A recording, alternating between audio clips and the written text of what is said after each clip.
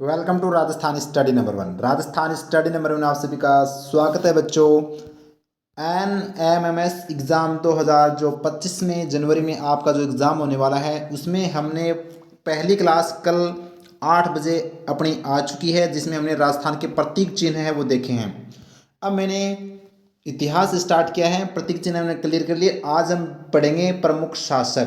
Rajasthan GK हमने start किया है, जिसमें लगभग आपके 15 से 20 क्वेश्चन आते हैं राजस्थान जीके के।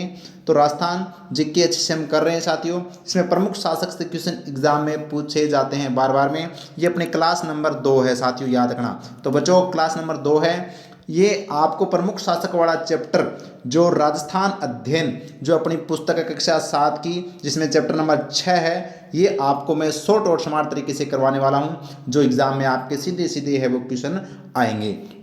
और ये सभी वैसे रीट एग्जाम व अन्य टीचर एग्जाम की तैयारी करने वालों के लिए भी शॉर्ट स्मार्ट तरीके से यह क्लास है वो सही है, वो साबित होने वाली है। तो एनएमएस के बच्चे जितने भी हैं वो अपने परिवार राजस्थान स्टडी नंबर 1 को सब्सक्राइब कर लीजिएगा, और अपना टेलीग्राम चैनल जो आपको दिखाई दे रहा होगा साथियों, तो इसको भी ज्वाइन कर लीजिएगा, राजस्थान स्टडी नंबर 1। यहाँ पर आपको इस क्लास की PDF है वो मिल जाएगी, यानी नोट्स मिल जाएंगे। और ये अपना Telegram channel Rajasthan study number 1, sorry ये इंस्टाग्राम जिसको आप फॉलो कीजिएगा, वहाँ पर भी आपको ये मैं पोस्ट है वो डालता रहूँगा एनएमएस एग्ज़ाम की। तो कल मैंने पूरा आपको अच्छे से बता दिया था एनएमएस एग्ज़ाम के बारे में, कौन एलिजिबल है, कौन दे सकता है, क्या अपनी इसके अंदर है वो रहती है, और अपना सिलेबस मैंने कल डिटेल से बता दिया था। राजस्थान जीके का हमने हिस्ट्री आज से हम स्टार्ट कर रहे हैं, जिसमें हमने कल प्रतीक चिन्ह पढ़ा था, आज हम पढ़ेंगे राजस्थान के प्रमुख शासक।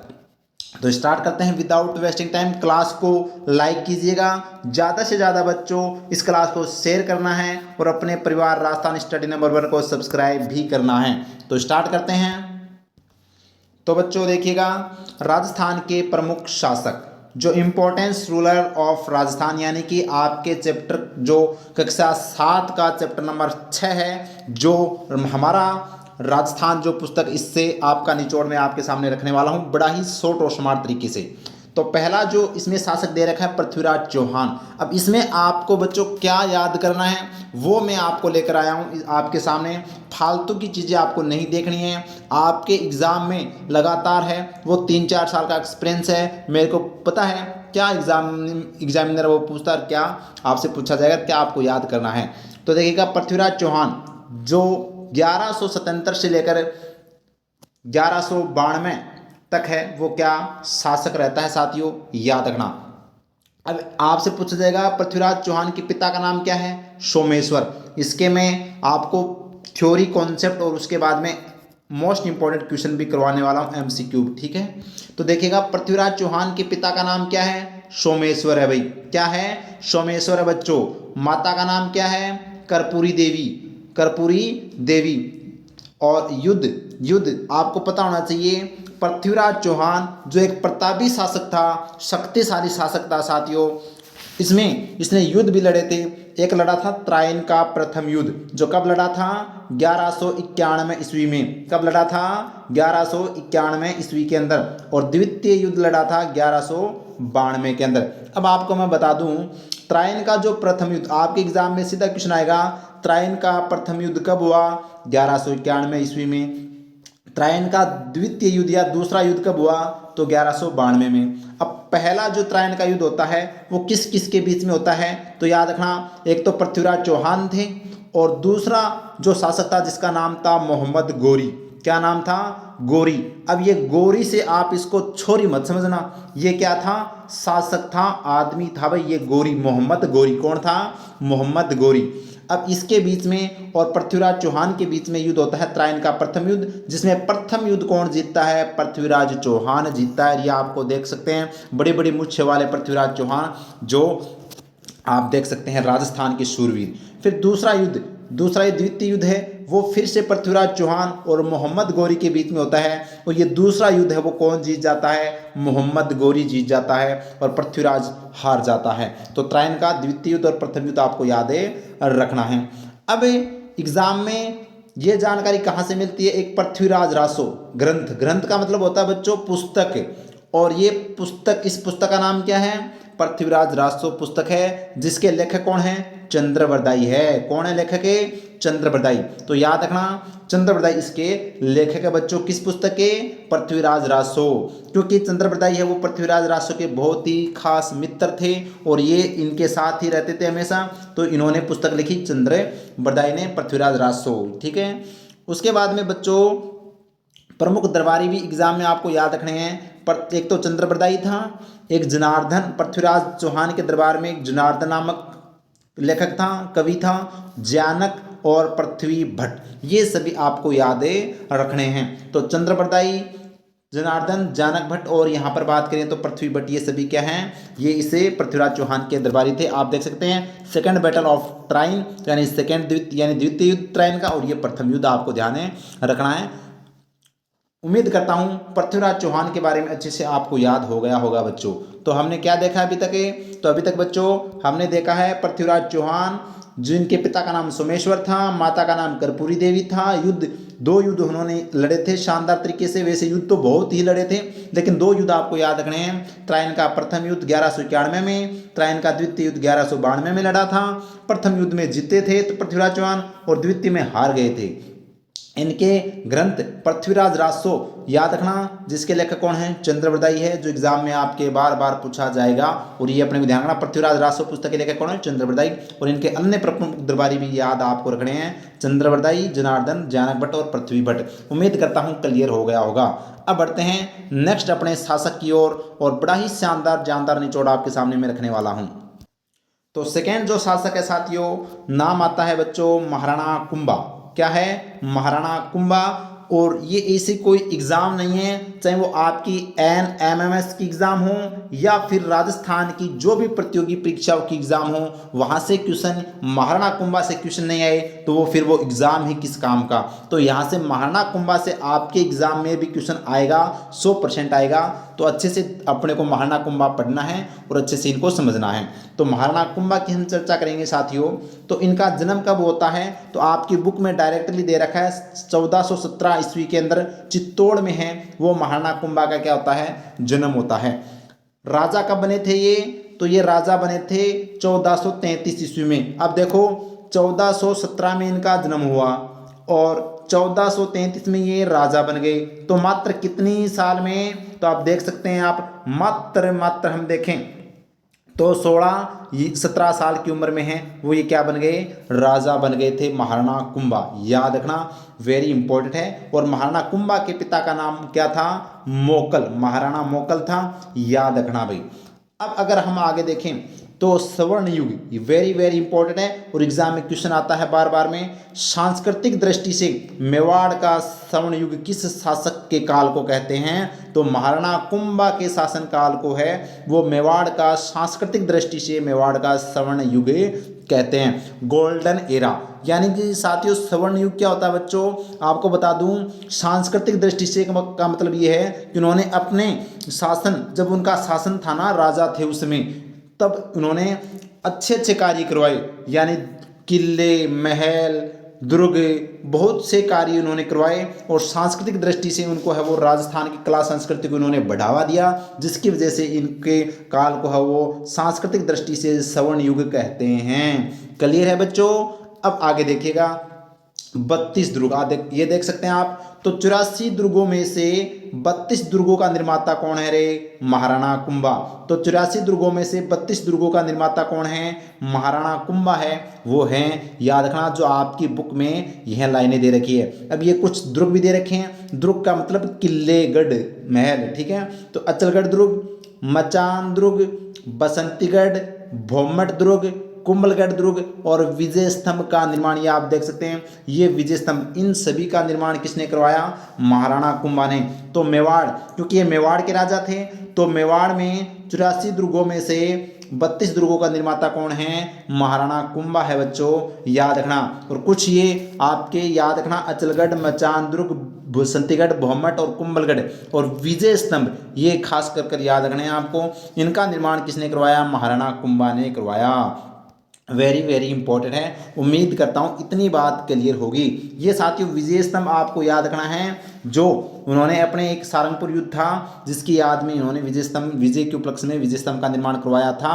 और ये विजय स्तंभ अपने राजस्थान पुलिस का भी प्रतीक चिन्ह है। और माध्यमिक शिक्षा बोर्ड के आपने बुक देखी होगी, इसके ऊपर भी ये अपना विजय स्तंभ आपको दिखाई देता है, तो इसका भी प्रतीक चिन्ह है, अपने को याद रखना है। अब बच्चों आगे मैं बताता हूँ संगीत ग्रंथ, क्योंकि ये साथियों राजा तो थे ही थे और इतने शक्तिशाली राजा थे कि ये प्रत्येक दुश्मन को वो अच्छे से मारते थे, पिटाई अच्छे से करते हैं, ठीक है।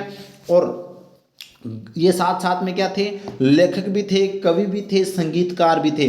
तो संगीत ग्रंथ की अगर बात करें तो एक मिनट, ये इनकी उपाधि भी क्या है, इनकी उपाधि है। आपको मैं उपाधि बता देता हूँ। उपाधि का मतलब होता है बच्चों, जैसे किसी राजा ने क्या काम किया, उसकी काम के उपलक्ष्य में उसको जो सम्मान दिया जाता था, उपाधि दी जाती थी, वो उपाधि। तो महाराणा कुंभा को महाराजा धीराज, तो आगे क्वेश्चन पूछा जाएगा, महाराजा धीराज की उपाधि किस राजा को दी गई, महाराणा कुंभा को।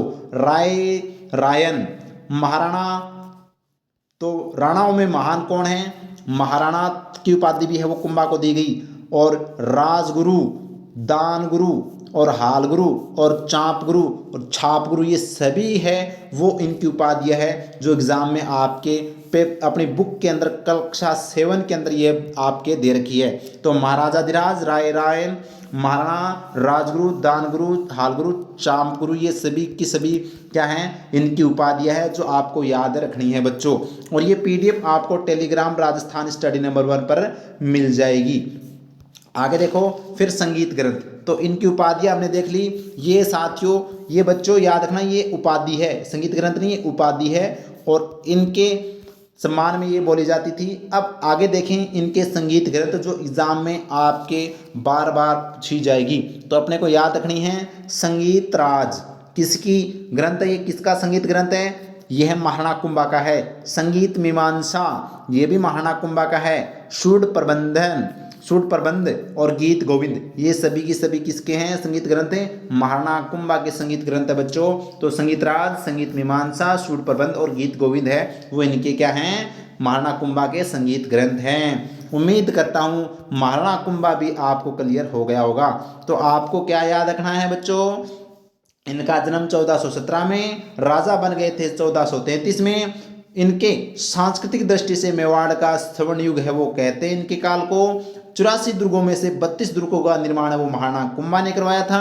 कौन कौन से दुर्ग थे, अचलगढ़ दुर्ग, मचान दुर्ग, बसंतीगढ़, भौमट, कुंभलगढ़ और विजय स्तंभ का निर्माण भी किसने करवाया था, तो ये भी है वो यहाँ पर करवाया था महाराणा कुंभा ने, याद रखना है। अब आपको कमेंट में ये भी बताना है बच्चों कि विजय स्तंभ है वो कितने मंजिल है, कितने मंजिल है, ये मेरे को कमेंट में बताना है। इनकी उपाधि हमने देखी, महाराजा धीराज, रायन, महाराणा, राजगुरु, दानगुरु, हालगुरु और चांपगुरु इनकी उपाधियां हैं। और बच्चों संगीत ग्रंथ की बात करें तो संगीत राज, संगीत मीमांसा, सूड प्रबंध और गीत गोविंद इनकी क्या है बच्चों, ये इनकी संगीत ग्रंथ हैं। तो ये महाराणा कुंभा भी आपको याद रखना है। तो अभी तक हमने 2 शासक देख लिए, एक तो पृथ्वीराज चौहान और एक साथ बच्चों हमने क्या देखा, महाराणा कुंभा। उम्मीद करता हूँ क्लियर हो गया होगा।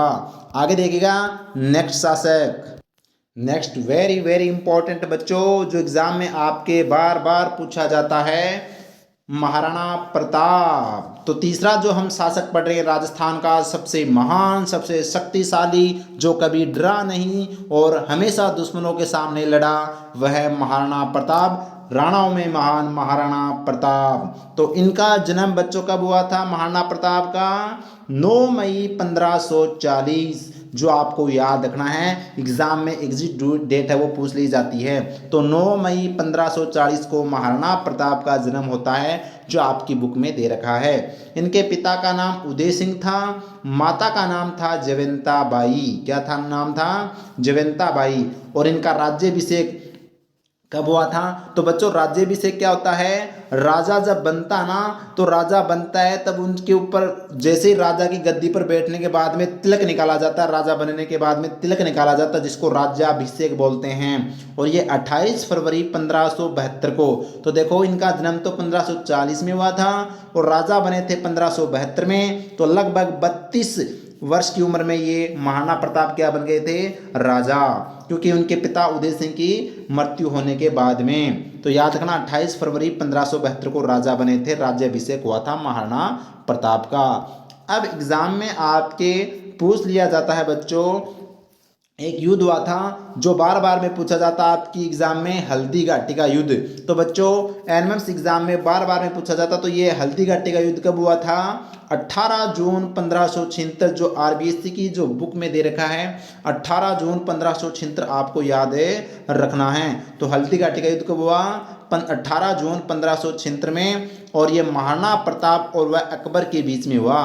तो यह जो हल्दी घाटी का युद्ध है वो आप देख सकते हैं, ये देखो हल्दी घाटी का युद्ध। ये चेतक, जो इनके घोड़े का नाम क्या था? तो चेतक है वो महाराणा प्रताप के घोड़े का नाम था साथियों। और महाराणा प्रताप के हाथी का नाम भी आपको पता होना चाहिए, राम प्रसाद। क्या था? राम प्रसाद वो उनके हाथी का नाम था। ये अपने को ध्यान रखना वेरी इंपॉर्टेंट है। तो हमने महाराणा प्रताप के बारे में देखा साथियों, जो कभी दुश्मन के सामने डरे नहीं, जंगल के अंदर रहकर भी घास की रोटी खानी मंजूर की, लेकिन उन्होंने किसी की अधीनता स्वीकार नहीं की। ये ऐसे वीर शिरोमणि महाराणा प्रताप के बारे में आपको पता होना चाहिए। तो महाराणा प्रताप का जन्म 9 मई 1540, पिता का नाम उदय सिंह, माता का नाम जयवंताबाई, राज्याभिषेक यानी राजा बने थे 28 फरवरी 1572 में, और हल्दी घाटी का युद्ध हुआ था साथियों। हल्दी घाटी का युद्ध 18 जून 1576 में महाराणा प्रताप और अकबर के बीच में हुआ था। और इनके घोड़े का नाम क्या था? चेतक था। तो क्या था? चेतक था। और महाराणा प्रताप के पुत्र का नाम भी अपने को आपको याद रखना है, अमर सिंह। क्या नाम था? अमर सिंह, याद रखना भाई, ठीक है। तो ये हमने महाराणा प्रताप देख लिया।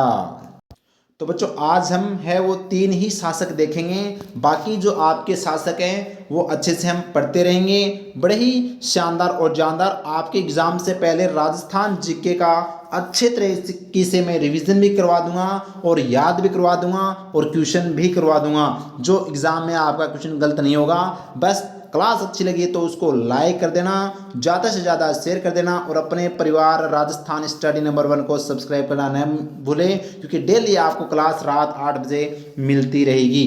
तो उम्मीद करता हूँ अच्छा लगा होगा। Thank you. जय हिंद, जय भारत माता की।